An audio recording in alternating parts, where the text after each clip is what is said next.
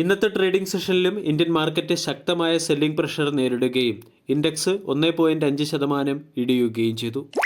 ഇന്ന് ബ്രോഡർ മാർക്കറ്റിലും selling pressure പ്രകടമായിരുന്നു. മിഡ് ക്യാപ് സ്മോൾ ക്യാപ് ഇൻഡെക്സുകൾ 3%-ലേറെ ഇടിഞ്ഞു. നിഫ്റ്റി 1.49% ഇടിഞ്ഞ് 22,904 ക്ലോസിംഗ് നൽകിയപ്പോൾ mid cap index 3.08 small cap index 3.43% ഇടിഞ്ഞു. അമേരിക്കൻ പ്രസിഡന്റ് പ്രഖ്യാപിച്ച റെസിപ്രോക്കൽ താരിഫ് ഒരു ട്രേഡ് വാറിലേക്ക് ഗ്ലോബൽ മാർക്കറ്റുകളെ വഴിതെളിയിക്കും എന്ന ആശങ്കയും അമേരിക്കയിൽ വരാൻ പോകുന്ന റിസഷനെക്കുറിച്ചുള്ള ആകുലതയുമാണ് മാർക്കറ്റ് ഇടിഞ്ഞതിന് പിന്നിലെ പ്രധാന കാരണങ്ങൾ.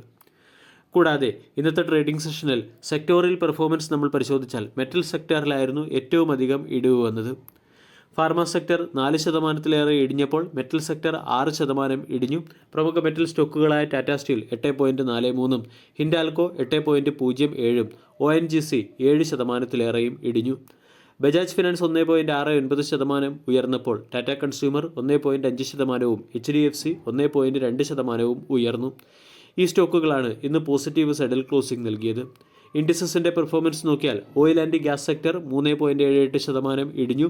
Nifty reality 3.6%, IT 3.58, health care sector 3.05, Nifty media 2.97%, consumer durable 2.76, Nifty auto 2.70% ഇടിഞ്ഞു. ഇന്നത്തെ അഡ്വാൻസ് ഡിക്ലൈൻ റേഷ്യോ നമ്മൾ പരിശോധിച്ചാൽ ഏകദേശം 600ഓളം സ്റ്റോക്കുകൾ പോസിറ്റീവ് സൈഡിൽ ക്ലോസിംഗ് നൽകിയപ്പോൾ 2230ഓളം സ്റ്റോക്കുകൾ നെഗറ്റീവ് സൈഡിലാണ് ക്ലോസിംഗ് നൽകിയത്. ഇൻഡെക്സിനെ സംബന്ധിച്ച ഒരു പ്രധാന സപ്പോർട്ടായിരുന്നു 23,100.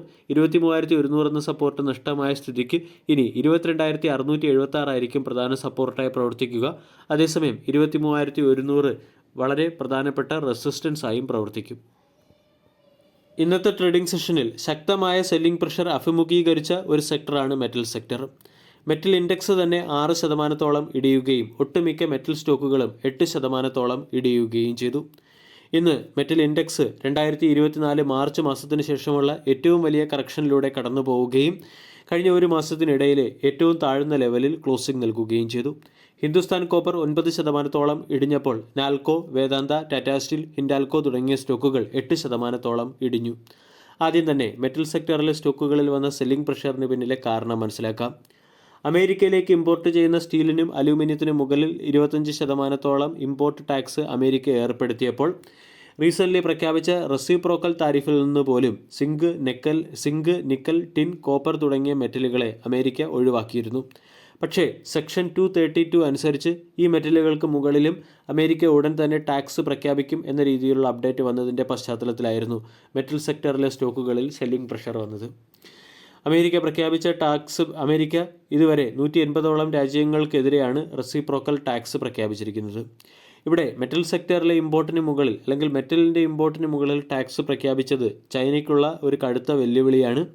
ഈ രീതിയിലുള്ള ടാക്സ് പ്രഖ്യാപനം ലോകത്തെ ഒന്നാമത്തെയും രണ്ടാമത്തെയും തമ്മിലുള്ള എക്കോണമികൾക്കിടയിലെ മത്സരത്തിലേക്ക് വഴിതെളിയിച്ചേക്കും. ഒന്നാമത്തെ ഇക്കോണമി അമേരിക്കയും രണ്ടാമത്തെ ഇക്കോണമി ചൈനയുമാണ്. കൂടാതെ കോപ്പർ, നിക്കൽ പോലുള്ള മെറ്റലുകളുടെ 50% ഉൽപ്പാദിപ്പിക്കുന്നതും ചൈനയിൽ നിന്നാണ്. ഇവിടെ ചൈനയിൽ നിന്നുള്ള ഇമ്പോർട്ടുകൾക്ക് മുകളിലുള്ള ടോട്ടൽ താരിഫ് 54%-ലേക്ക് ഉയരുന്നത് ചൈനയുടെ എക്കോണമിയെ പ്രതികൂലമായി ബാധിക്കാനുള്ള സാധ്യതയുമുണ്ട്.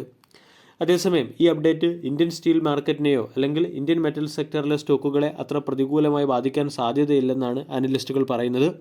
ഇന്ത്യയിൽ നിന്നും ഏറ്റവും അധികം എക്സ്പോർട്ട് ഉള്ളത് സ്റ്റീലിനാണ്. സ്റ്റീലിൻ്റെ തന്നെ ടോട്ടൽ എക്സ്പോർട്ടിൻ്റെ 2.5% മാത്രമേ US മാർക്കറ്റിനുള്ളൂ. അതിൻ്റെ പശ്ചാത്തലത്തിൽ ഇന്ത്യൻ മെറ്റൽ സെക്ടറിലെ സ്റ്റോക്കുകൾ താരതമ്യേന സേഫ് ആണെന്നാണ് അനലിസ്റ്റുകൾ പറയുന്നത്. അതേസമയം മെറ്റൽ ഒരു കോമഡിറ്റി ആയതുകൊണ്ട് ഗ്ലോബൽ മാർക്കറ്റിനനുസരിച്ച് അല്ലെങ്കിൽ ഗ്ലോബൽ മാർക്കറ്റിൽ വരുന്ന വിലയ്ക്കനുസരിച്ച് മെറ്റലിൻ്റെ വില മാറാൻ സാധ്യതയുണ്ട്.